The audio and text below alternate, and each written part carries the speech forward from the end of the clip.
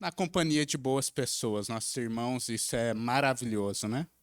Antes de entrar na mensagem, eu gostaria de repetir algumas palavras que eu falei até na quinta-feira, mas sei que muitos irmãos não estavam presentes, então eu gostaria de repetir essas palavras. São palavras de agradecimento, não só da minha parte, mas também da parte da Gabriela, por todo o carinho e todo o amor que a igreja tem para conosco, a maneira como vocês nos recebem nesse tempo, um tempinho tão curto, né?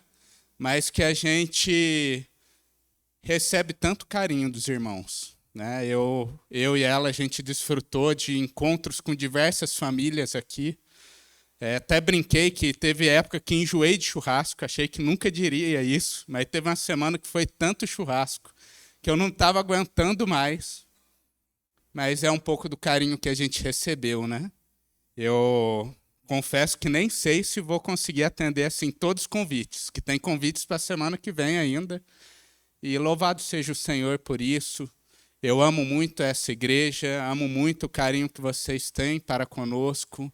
Isso é algo muito especial para nós.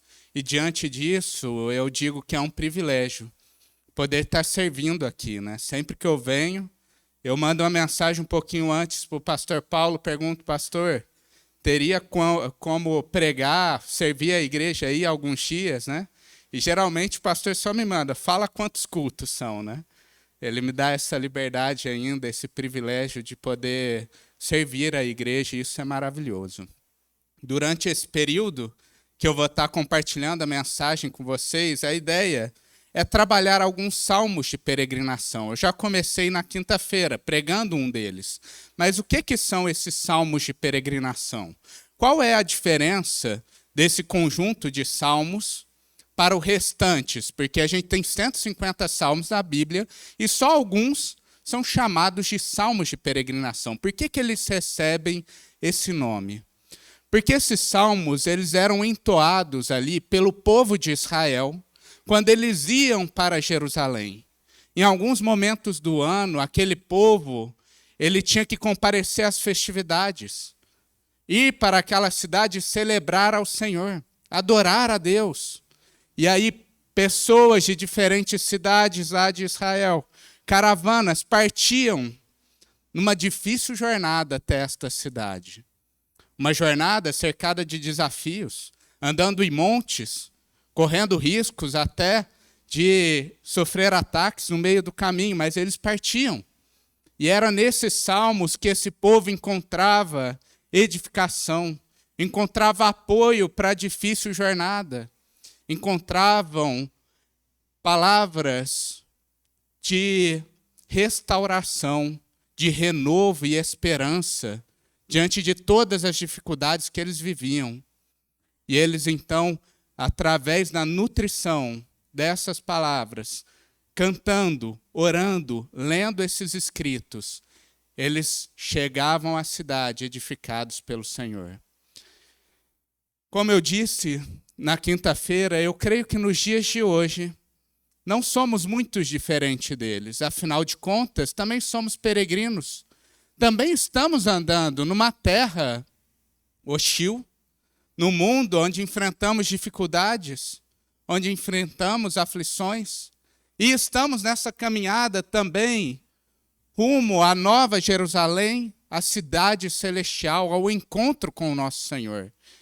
E eu creio que assim como esses salmos eram fonte de grande bênção para o povo de Israel e de edificação, eles também podem ser para a nossa vida. O salmo que iremos trabalhar hoje é o salmo de número 123. É um salmo que, apesar de curto, ele só tem 4 versículos. Ele é rico em ensinamento. Afinal de contas, ele trata de um assunto muito importante. Se vocês me perguntassem, Antônio, me fale de uma certeza que você tem nesta vida, a primeira que eu falaria seria que há esperança e salvação em Jesus Cristo. Essa é uma grande certeza. E eu acho que tem que ser a maior certeza do crente. Mas uma outra certeza que eu poderia responder é: no mundo vamos ter aflições, vamos ter lutas e dificuldades. E o Salmo 123 é um salmo que vai nos ajudar a lidar com essas dificuldades e essas aflições do mundo. Vamos ler então o texto bíblico, Salmo de número 123. Eu vou ler na RA, viu, ô Helder? Salmo de número 123.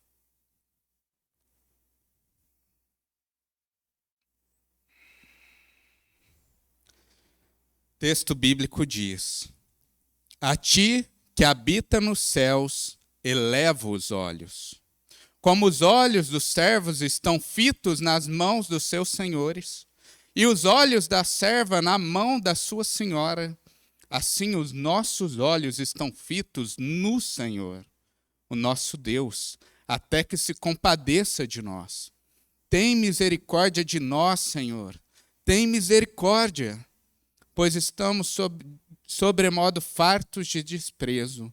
A nossa alma está saturada do escárnio dos que estão à sua vontade e do desprezo dos soberbos. Oremos a Deus. Senhor Deus, obrigado. Obrigado por este culto.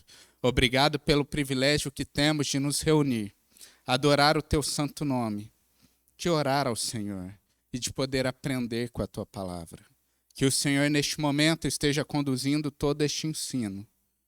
Que possamos ser edificados, que o teu Espírito fale ao nosso coração. Saiamos daqui um pouquinho mais aperfeiçoados por ti. É essa oração que faço em nome de Jesus. Amém. Como eu disse na introdução, acabamos de ler um salmo que trata de um assunto relevante. Afinal de contas, ele trata de um coração aflito, ele trata de um peregrino que está abatido.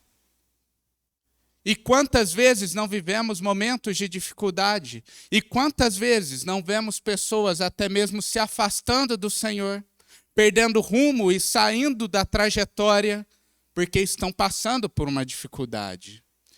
Não é poucas vezes que vemos um crente que está vivendo uma aflição e, ao invés de se aproximar de Deus, ele se afasta do Senhor. E eu creio que este salmo é o remédio para esta situação. Ele apresenta o bom caminho para o peregrino. Não sabemos ao certo quem compôs esse salmo. Não tem como a gente ter essa informação precisa. Mas duas possibilidades são bem pertinentes, bem possíveis. A primeira possibilidade é que talvez foi um israelita vivendo lá no cativeiro babilônico. Talvez alguns irmãos já até conheçam esse período da história de Israel, um período onde o povo de Israel ficou 70 anos preso em terra estrangeira, sendo ali governado pelos babilônicos, e eles viveram grande aflição. E talvez neste período um israelita foi lá e compôs esse salmo que acabamos de ler. Outra possibilidade é que talvez tenha sido composto um pouquinho depois, quando os israelitas já tinham voltado para Jerusalém, mas eles estavam ali reconstruindo a cidade. No livro de Neemias a gente lê sobre isso, quando os israelitas estão ali reconstruindo Jerusalém, porém, a gente vai ler lá no relato que inimigos surgiram de todas as partes ali, tentando impedir a reconstrução da cidade. E talvez naquele momento um israelita tenha composto este salmo que acabamos de ler. Nos falta informação para ter certeza sobre isso, mas algo fica claro para nós aqui. A pessoa que, inspirada pelo Espírito Santo, escreveu este salmo, ela estava vivendo uma grande dificuldade. Uma grande dificuldade. E essa dificuldade provavelmente era ali, no campo da perseguição. E é inspirado pelo Espírito Santo que ele compôs essa bela oração. Uma oração que tem muito a ensinar a nós. É interessante a gente já ver uma coisa que já surge logo no versículo 1. Ele está vivendo uma grande aflição, mas ele não começa a sua oração já apresentando a sua questão a Deus, apresentando a sua dificuldade ao Senhor. Mas não, ali no Salmo 123, no versículo 1, a gente vai ver que antes de qualquer coisa, ele relembra a si mesmo e enfatiza em sua mente quem é o Senhor. Ele vai começar dizendo: a ti que habitas nos céus. É importante a gente ter em mente o que o salmista quer dizer quando ele fala que o Senhor habita no céu. Jesus também começa uma oração falando isso, né? Pai nosso que estais nos céus. Quando a gente vê na Bíblia falando que Deus habita no céu, é muito mais do que uma localização geográfica, é muito mais do que, é ali que a gente encontra Deus. Não. Habitar no céu, para a cabeça dos autores bíblicos, denota uma posição de autoridade. Deus está sobre todas as coisas. A habitação no céu é muito mais do que essa localização geográfica, mas é isso. Deus, ele é soberano. Cada milímetro dessa terra está debaixo do controle dele. A gente tem, aqui no nosso contexto terreno, localizações que são assim também. Um exemplo é a Casa Branca. Quando a gente fala lá, o Biden ele ocupa a Casa Branca, a gente pensa muito mais do que ali o local onde ele fica no dia a dia. A gente pensa, opa, o Biden ele não só está ali, mas ele tem autoridade sobre todo aquele país, sobre todos os Estados Unidos. Assim também é aqui, com o Palácio do Planalto. Enfim, e aí quando o salmista fala que o Senhor habita nos céus, ele está falando, ele está acima de tudo. Ele está acima de todas as coisas. Até mesmo cada país, cada autoridade, está tudo debaixo da autoridade do Senhor. E a gente vai ver que, então, o salmista faz questão de enfatizar essa soberania. Como o próprio Senhor vai dizer lá em Isaías 66, o céu é o meu trono e a terra o estrado dos meus pés. É assim que o Senhor se apresenta, como esse que ocupa este trono. Essa visão gloriosa, essa é a visão gloriosa que o peregrino deve ter do seu Deus. Esse é um primeiro ensino que a gente vê aqui. A gente está peregrinando em uma terra hostil, a gente está peregrinando em meio à dificuldade, os israelitas estavam peregrinando também numa difícil jornada. A primeira coisa que temos que ter em mente é que precisamos ter essa visão gloriosa de Deus. Eu fico imaginando o povo de Israel, peregrinando ali naqueles desertos, montes, naquela terra, um povo pequeno diante de tamanhos impérios que estavam ao redor. Mas nesse momento, quando eles liam esse salmo, quando eles oravam este salmo, eles lembravam: o meu Senhor, aquele que está acima de nós, ele tem autoridade sobre tudo isso. Cada terra, cada passo que eu estou dando aqui está debaixo do governo dele. Nós também devemos ter esta visão. Não cremos em um ídolo inútil, que não fala, não ouve, que nada pode fazer, mas cremos neste Deus Todo-Poderoso, que tem autoridade para fazer qualquer coisa. É interessante que o salmista, logo depois de falar sobre essa visão gloriosa que ele tem sobre o Senhor, ainda no versículo 1, ele vai relatar um movimento que ele faz. Ele vai falar que ele eleva os seus olhos ao Senhor. Sabendo quem é Deus e o seu poder, só uma atitude é esperada do seu servo, que é o quê? Voltar os olhos para Deus diante das dificuldades. Os olhos do salmista não está preso aqui à terra e às suas adversidades. Ele não fica olhando para as dificuldades que estão em volta dele, mas ele olha para Deus. Ele muda o seu olhar. Já reparou como que muitas vezes somos tentados a ficar vidrados e observando as nossas adversidades? Vem uma aflição na nossa vida e a gente fica olhando para aquilo, se angustiando com aquilo. Vou dar algum exemplo aqui. A gente pode ter, por exemplo, uma adversidade que é comum de talvez em algum momento vivermos. Uma dificuldade em relacionamento. Talvez no relacionamento que temos entre marido e mulher, entre o pai e o filho, entre os irmãos na igreja, e a gente está vivendo aquela dificuldade de relacionamento. E qual que deveria ser nossa atitude? Elevar os olhos a Deus e entregar aquilo nas mãos do Senhor. Clamar por aquilo. Senhor, trate os nossos corações. Trabalhe isso. Mas muitas vezes não é o que a gente faz. A gente fica olhando, né? O marido e a mulher acordou com o pé esquerdo naquele dia e cada um fica vidrado, olhando. Eu vou captar cada erro dele hoje, né? Ah, é o chinelo que ficou jogado. Tá vendo o chinelo jogado aqui no meio da sala? É a louça que não foi lavada direito, é a poeira que está no móvel. E fica um vidrado na adversidade e remoendo aquilo. E cada vez mais aumentando aquilo no seu coração. Quando a atitude deveria ser olhar para o Senhor. E assim o é com muitas outras dificuldades que vivemos, adversidades financeiras. Quantas pessoas não ficam vidradas na dívida, na possível dificuldade que está vindo, e ela fica até travada, né?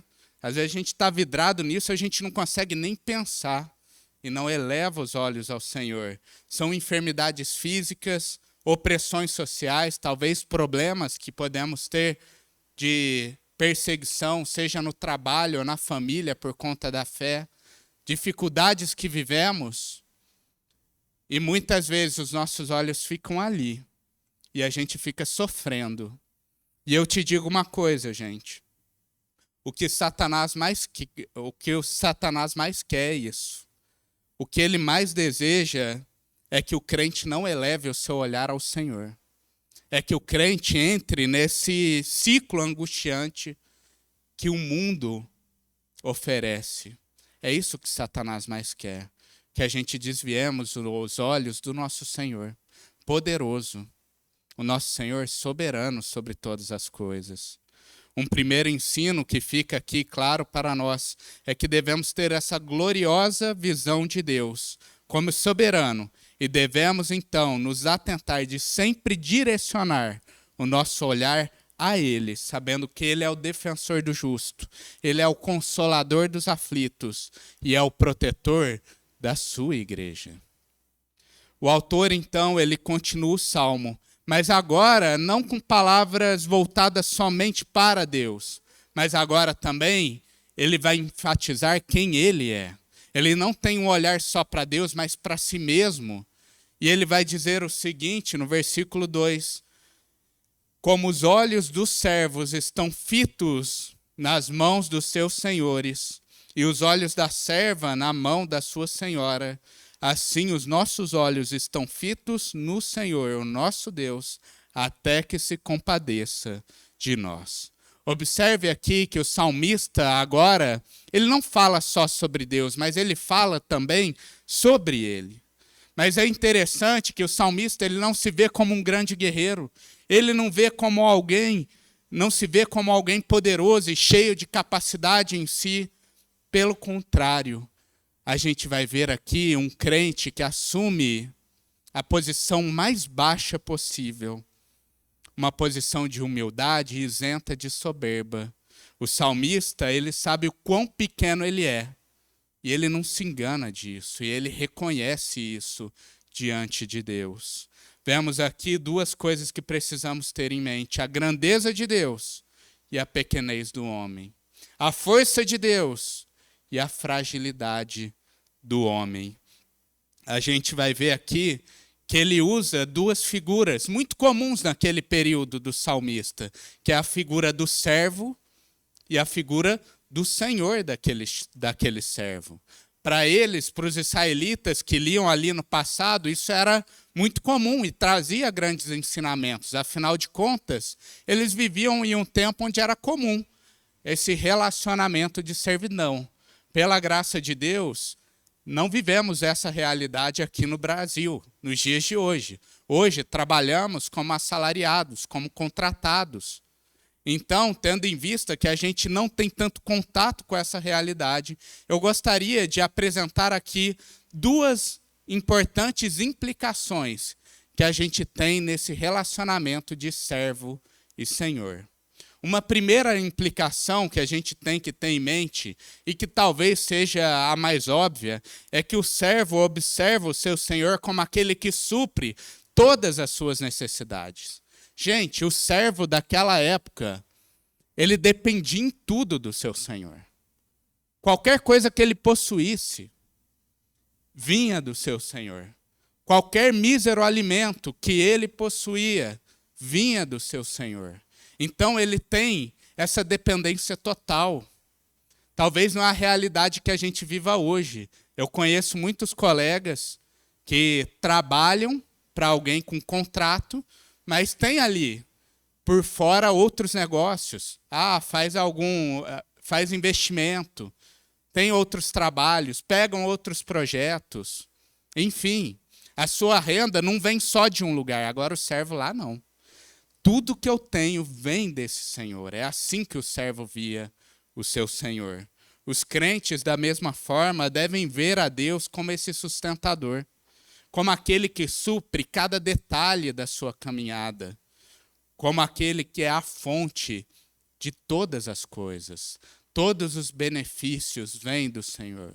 Tudo que temos vem de Deus e temos que ter esse olhar dependente dele.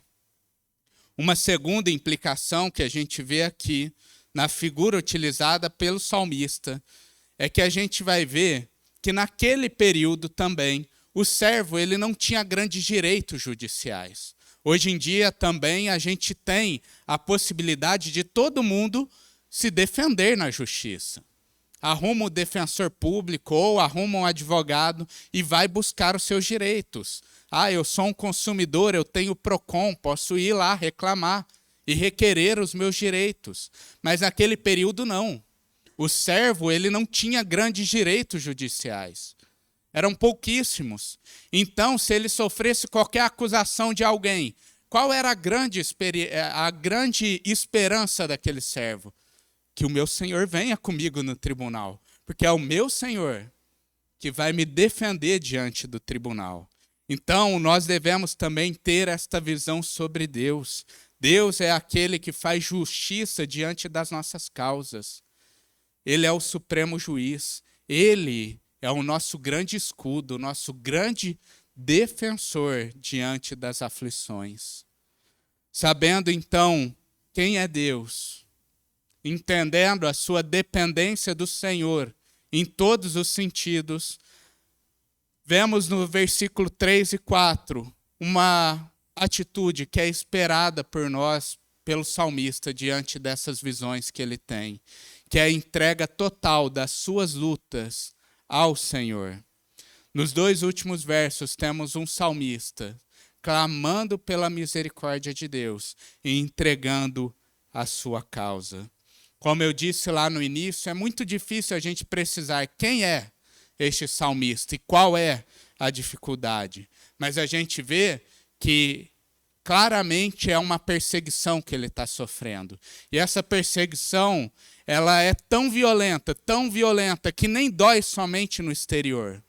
Não é uma perseguição que somente machuca o seu corpo externo, mas é algo que está atingindo a alma dele. E ele leva isso diante do Senhor. Nós, não diferentes desses salmistas, também teremos lutas nessa vida. E teremos grandes dores. Dores não só que atingem o nosso corpo físico, mas dores que atingem a nossa alma. E talvez essas sejam as piores, né? Aquelas que talvez o remédio do médico não pode curar. Que a anestesia não pode aliviar. Que a morfina não pode apagar. Mas é aquela dor que dói na alma e aquela angústia que consome o nosso coração e que com certeza em algum momento da vida iremos viver. Até mesmo o nosso Senhor Jesus Cristo viveu inúmeras dificuldades aqui na terra, porque conosco seria diferente. Jesus ele foi tentado no deserto, ele foi perseguido, ele foi rejeitado, ele sofreu uma tremenda pressão antes da cruz, ao ponto de chorar sangue, de escorrer sangue dos seus olhos. Essa foi a vida de Cristo. Por que seria diferente com a vida dos peregrinos que são seguidores dele? Não é diferente. As aflições estão aí. Os peregrinos que entoavam esse cântico a caminho de Jerusalém, ele tinha os seus desafios. Os apóstolos que ficaram após Jesus Cristo, eles viveram dores enormes e uma perseguição sem limites, ao ponto de todos terem morrido de forma trágica. Se a gente comparar que João não morreu de forma trágica, mas isolado numa ilha, o que é trágico por si só. Todos eles viveram essa situação. Os crentes de todas as épocas, a gente tem diversos testemunhos de aflições que eles viveram. Nós não somos diferentes deles e precisamos admitir isso, ter ciência disso. Tem muita igreja por aí que tem pregado vitória. Se achegue a Cristo e tudo vai dar certo na sua vida. Se achegue a Cristo e você não terá aflição na sua vida. Eu nunca vi algo tão antibíblico e tão mentiroso quanto a isso. Pelo contrário, Cristo é aquele que fala que teremos que carregar uma cruz. Cristo é aquele que alerta os seus discípulos sobre as aflições que vem acompanhado do seguir a Deus. Mas uma pergunta, então, que talvez surja na sua mente neste momento é: que vantagens eu tenho, então, Antônio, de seguir a Jesus? Se seguir a Jesus implica também sofrimento, em dores, por que eu devo seguir este caminho? Qual é a diferença de mim e daquele que está lá fora e também vive a aflição? Afinal, eu achava que seguir a Jesus era não ter mais problema, mas você está me falando o oposto disso, é ter problema. E às vezes até ter mais problemas. A grande diferença é que em Cristo a gente encontra por meio dele um Pai amoroso, rico em misericórdia, para consolar o coração aflito, acalmar os nossos ânimos, ouvir as nossas dores e nos entregar respostas. O ímpio, quando ele está vivendo dificuldade, aquele que ainda não conhece ao Senhor, ele não tem a quem recorrer. Quantas pessoas a gente está vendo no mundo aí com dor na alma e não sabe quem ele procura? Ele procura ajuda médica, ele procura conselheiros em geral, ele procura coaching, ele procura o que for, mas ele não consegue encontrar um verdadeiro apoio para lidar com aquilo. Agora, em Cristo, encontramos esse Pai amoroso. Esses dias eu ouvi um testemunho do pastor Augustus Nicodemos, pastor muito conhecido aqui no Brasil. E Nicodemos, ele estava falando de uma grande experiência que ele teve com Deus. Pelo testemunho dele, que ele falava ali, parece que ali foi um real encontro dele com o Senhor. E Augusto Nicodemos estava falando que ele era jovem e ele estava vivendo uma grande aflição na sua vida, a ponto de que ele pensava: eu vou tirar a minha vida. E ele teve isso como convicção: eu vou tirar a minha vida porque eu não suporto mais essa aflição que eu estou vivendo. E ele disse que ele então iria pegar uma arma e dar um tiro na sua cabeça.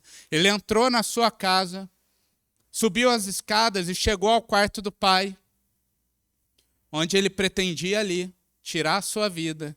Mas quando ele chegou lá, ele encontrou a sua mãe, que era uma mulher piedosa, uma mulher temente ao Senhor, e ela estava lendo a Bíblia ali. E naquele momento ela viu que o seu filho estava estranho, que o seu filho estava vivendo alguma dificuldade. Ela perguntou: filho, o que está acontecendo? E ele falou naquela hora, ele falou: estou vivendo uma aflição muito grande, mãe. Eu não quero mais viver, eu não suporto mais viver. E naquele momento, então, a sua mãe virou para ele e falou: ore a Deus, meu filho.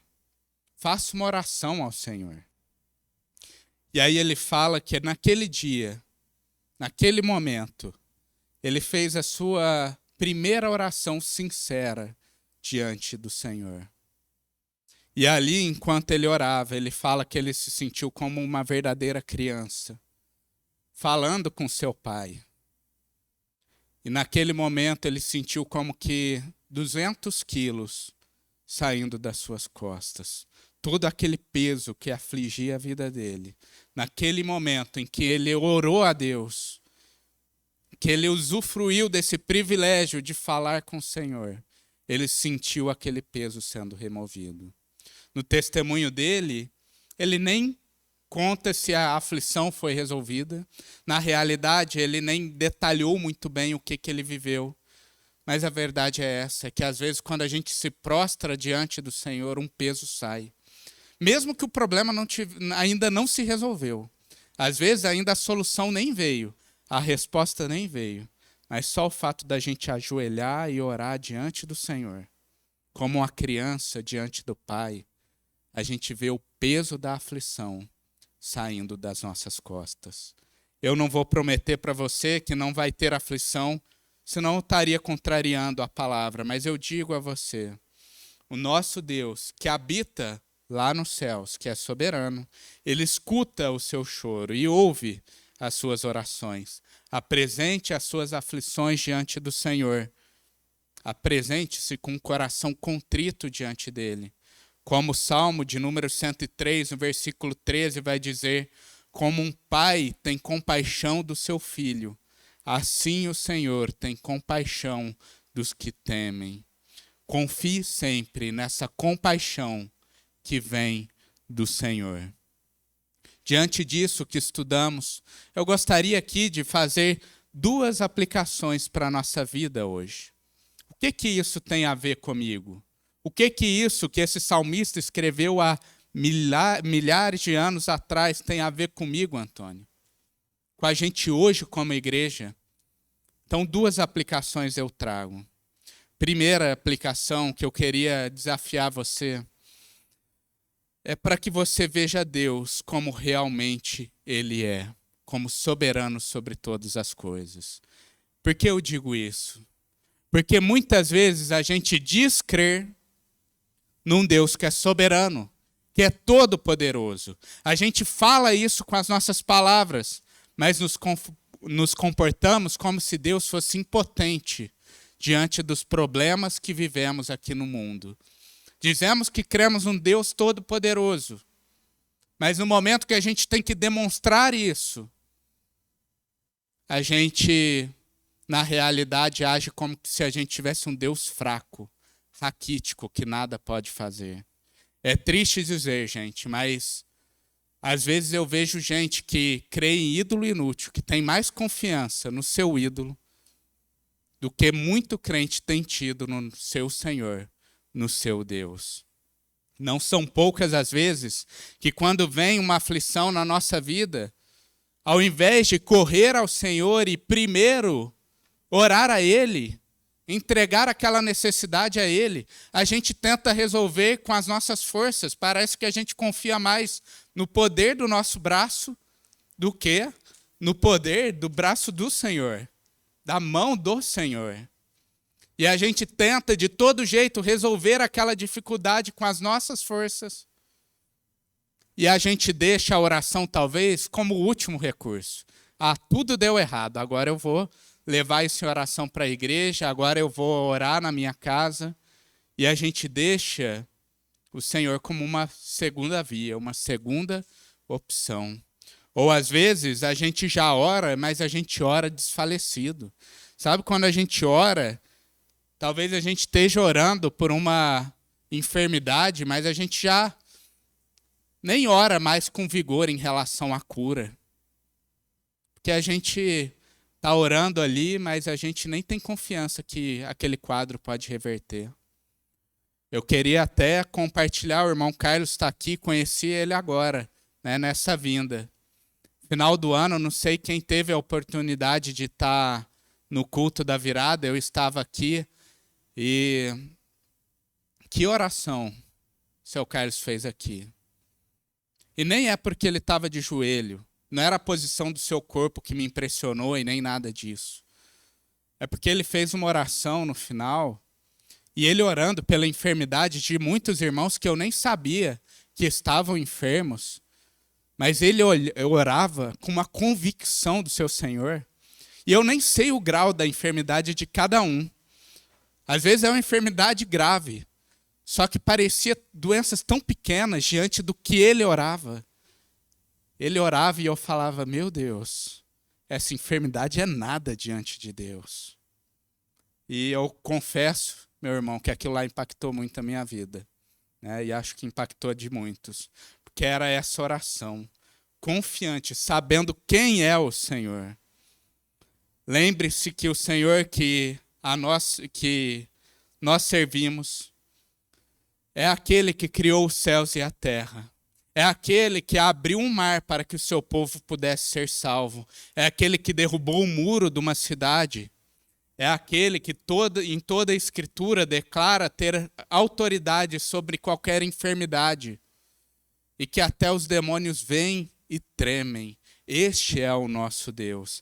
Então que a gente nutra essa visão gloriosa de Deus. Que isso seja muito mais do que palavras, mas que isso seja uma evidência na nossa vida. Se lembre disso. Se lembre de quem o Senhor é. Segundo ponto, diante disso, realmente assuma uma oposição como servo. Reconheça a sua fragilidade e entregue as suas necessidades ao Senhor. Sua família talvez esteja vivendo uma dificuldade, está tendo atritos, intrigas. Se lembre que o Senhor Consolador, Conciliador, é maior do que qualquer intriga. E corra e clame a Ele por isso. Talvez estão te perseguindo e caluniando. Se lembre que Deus, Ele é maior que o seu perseguidor.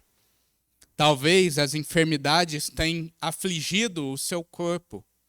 Lembre-se que Deus, Ele é poderoso para te curar. Ou, para de maneira ainda mais graciosa e mais grandiosa, usar essa dor para testemunhar de uma grande fé, impactar o mundo. Temos uma irmã lá em Foz que é assim, está na luta contra o câncer. O Senhor ainda não trouxe cura à vida dela, mas por onde aquela mulher passa, o Senhor impacta todo mundo que está à volta dela. Ele usa essa doença, essa enfermidade para glorificar o nome dele por onde que ela passe. Isso é grande demais. Então creia nesse Deus, que pode usar até mesmo a sua enfermidade para a glória dele, para impactar vidas, para impactar esse mundo. Lembre-se de um Senhor que tem toda a autoridade para fazer essas coisas. Eu cito aqui como exemplo para nós, os reformadores. A gente até já teve aqui, no tempo até que eu congregava aqui ainda, um mês da Reforma Protestante. A gente falou um pouco da época da Reforma Protestante, quando surgiu os evangélicos, né? E ali a gente viu que muitas perseguições se levantaram naquela época. E muitas vezes a gente olha para Lutero e fala, nossa, esse cara era um super-herói. A gente tem aquela visão como se ele fosse imbatível, né? Para se levantar diante de tanta coisa e suportar tanta coisa. Mas eu destaco aqui que essa não era a visão que eles tinham sobre si mesmos. Pelo contrário, eles não se viam como pessoas imunes a todas as coisas ou fortes em si mesmas, mas eles se viam como dependentes de Deus. No período de maior perseguição, Lutero teve que se refugiar em um castelo, e foi dentro desse castelo que ele compôs um daqueles que é um dos hinos mais belos que a gente tem e que é entoado em diversas igrejas. Esse hino, Lutero, ele vai dizer o seguinte: castelo forte é o nosso Deus, espada e bom escudo, com o seu poder ele defende os seus. Esses homens, eles não agiam como super-heróis, mas sim como servos dependentes, que reconheciam sua fragilidade e se voltavam ao Senhor. Por isso que a gente tome a mesma atitude, que diante das aflições da nossa caminhada como peregrino, a gente recorra a Deus, usufrua da grande bênção que é ter Cristo como mediador, porque sabemos que em Cristo, Jesus é aquele que intercede pela sua igreja diante do Pai. Cristo na cruz, ele falou, Deus meu, por que me abandonaste? Para que a gente, como crente, nunca precisasse repetir essa frase. porque ali o filho sofreu este abandono para que Deus pudesse ser presente em nossa vida, para que a gente pudesse usufruir dessa presença de Deus. E tendo Cristo como mediador, todos os nossos clamores, choros, os nossos gritos de dores são levados aos pés do Pai. Eu gostaria de propor para vocês no 2024, com essa postura, que possamos orar mais, ter mais momentos de orações, que quando vier a aflição, antes de agir, ore a Deus, ore a Deus. É lógico que depois de orar e entregar ao Senhor, refletindo, pensando sobre aquilo, a gente vai buscar resolver aquilo, mas agora debaixo do comando do Senhor, entregando a nossa necessidade a Ele. Então se proponha a orar mais no ano de 2024. E além disso, eu desafio vocês a participar mais das reuniões em igreja, das orações comunitárias do povo de Deus. Eu sei, gente, que às vezes o mundo e os seus compromissos têm consumido muito da nossa agenda e muito das nossas forças. Mas se lembre que quando você se reúne diante de Deus, em oração com seu povo, você está participando de algo grandioso, porque ali é a noiva orando e clamando aquele que é o seu noivo, entregando as demandas a Cristo Jesus. É ali a família chorando junto. Ali é a família compartilhando as suas dores e um carregando os fardos do outro. Ali você vai descobrir motivos de oração para levar para sua casa. Meu irmão está vivendo dores e eu tenho que orar por ele também nessa caminhada. Então, além dessa oração individual no seu lar que você deve nutrir, também se esforce mais para estar nas orações comunitárias, na oração com a igreja, porque isso é essencial. Como peregrinos, eles entoavam esses cânticos juntos. Eles oravam esses salmos juntos. Eles paravam ali as suas tendas e liam esse texto. E junto eles oravam a Deus. E a gente tem que ter esta mesma atitude. Que não confiemos mais em nossas forças, mas vivamos como peregrinos dependentes de Deus. Salmos 20, no versículo 7, vai dizer o seguinte: alguns confiam em carros, outros em cavalos. Nós, porém, nos gloriaremos em o nome do Senhor, o nosso Deus. É nele que está toda a nossa confiança, que dependamos dele em nossa trajetória. Amém? Podem ficar de pé, meus irmãos. Vamos orar e terminar esse culto da manhã. Senhor Deus, grandioso Pai. Ah, Senhor, como é belo ler um texto com tamanha profundidade e tamanho ensino, Senhor. Como é bom saber que mesmo diante das perseguições, das aflições, das dores deste mundo, temos um Senhor soberano para recorrer, que é Tu, ó Pai. Obrigado por este ouvido atento. Obrigado, ó Cristo, porque é um santo mediador que tem escutado os clamores do Teu povo. Ah, Senhor, neste momento eu gostaria de colocar em Tuas mãos as nossas aflições. Eu não sei aqui a vida de cada um dos meus irmãos aqui presente, mas o Senhor o conhece. O Senhor sabe aquilo que tem afligido. O Senhor sabe aquilo que tem causado dor. Mas eu peço neste momento que o Senhor esteja acolhendo esta aflição e que o Senhor esteja tirando este fardo de nossas vidas e no tempo do Senhor trazendo uma boa resposta. Que o Senhor possa trabalhar em nós para que tenhamos verdadeiramente esse coração de servo, esse coração que depende de Ti, que vê o Senhor como sustentador, como nosso grande defensor. Que o amor de Deus Pai, que a graça de Jesus Cristo seu amado Filho, e as consolações do Espírito Santo estejam sobre a nossa vida. É essa oração que faço em nome de Jesus. Amém.